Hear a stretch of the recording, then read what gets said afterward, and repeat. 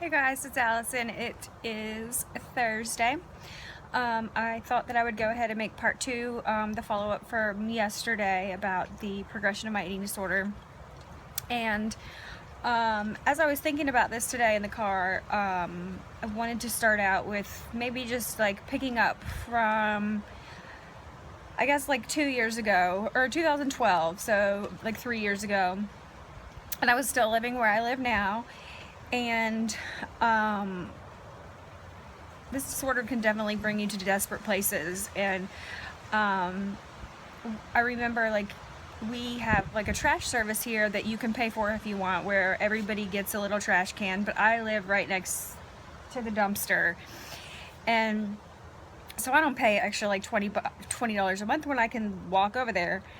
And but some people do, and you get a little trash can and somebody else will come pick it up and throw it in the same dumpster. But I would literally go, like, if it wasn't nailed down, I would eat it and throw it up. And I was like going through people's dumpsters and eating out of them, and stealing food and laxatives from stores, and like I was binging and purging on whatever I could. Like I wasn't, it didn't matter. And like, it didn't matter if the food was old or stale or whatever, whatever it took to fulfill that need that I had. And I think that was a point for me that I had never been at, was like eating out of garbage cans, and stealing. And so that was like a hitting an all-time low, or a new point for me, I think, in the disease.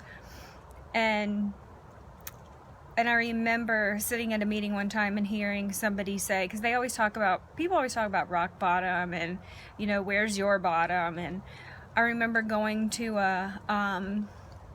like a recovery conference and hearing somebody say that you hit rock bottom when you put down the shovel and quit digging. And that was so profound to me, that like my bottom could be whenever I just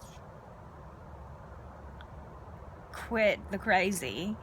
But anyways, and at that point, I mean, I was in so much debt from buying food, and I'd spent every dime I had. I wouldn't pay any bills because I would just buy food. And not long after, when that had come to a head, I went to treatment. But the sad thing about addiction is, if you aren't ready to like heal all of those wounds, you do the same thing over and over. And so I came out of treatment and I was right back in the same place. And it kind of like progressed, I want to say, into where I'm at now, which is, I guess it's hard to explain. I'm pretty much at the lowest weight that I've ever been at as an adult.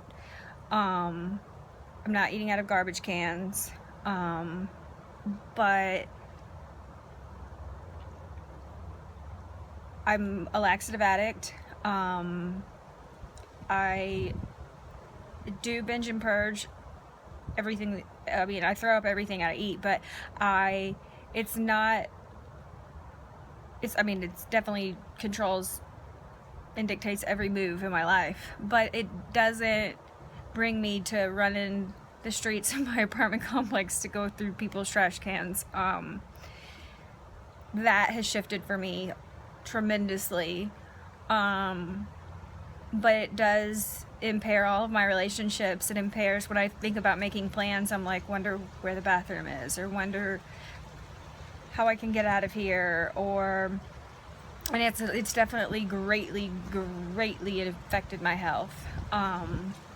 Just this past week in the hospital, I went into heart failure, and I have osteoporosis from a bone scan that I did a couple weeks ago. And my 5'6" body isn't meant to be this low of weight that I'm at. But when your body is starving, your brain is starving, and I don't see another way out. And so that's kind of where I'm at now. And so it's weird. Well, it's not weird. It's interesting for me to follow my own different kind of like progressions of it through the years, and to kind of look at it and be like, oh wow, I can't believe I ever did that. Like, I can't believe I sat there and ate 10 hamburgers or an entire cake and threw it up. Like, I know every single stalled bathroom in this town. Or, some of the things that I know that are so pointless because it's all a behavior that fed my eating disorder. And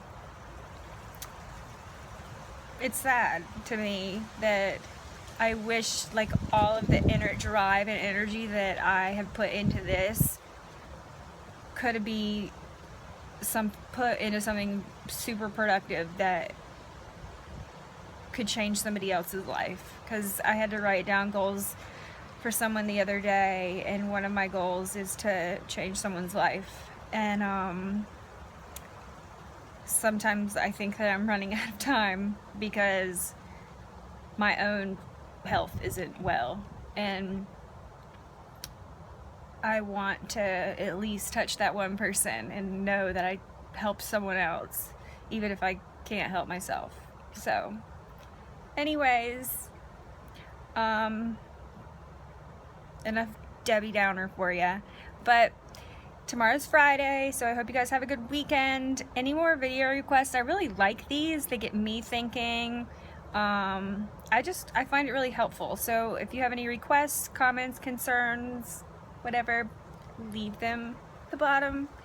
And I'll try to check back in over the weekend, especially if you leave me a request, because I like them. But anyways, have a good weekend, and I will talk to you later. Bye.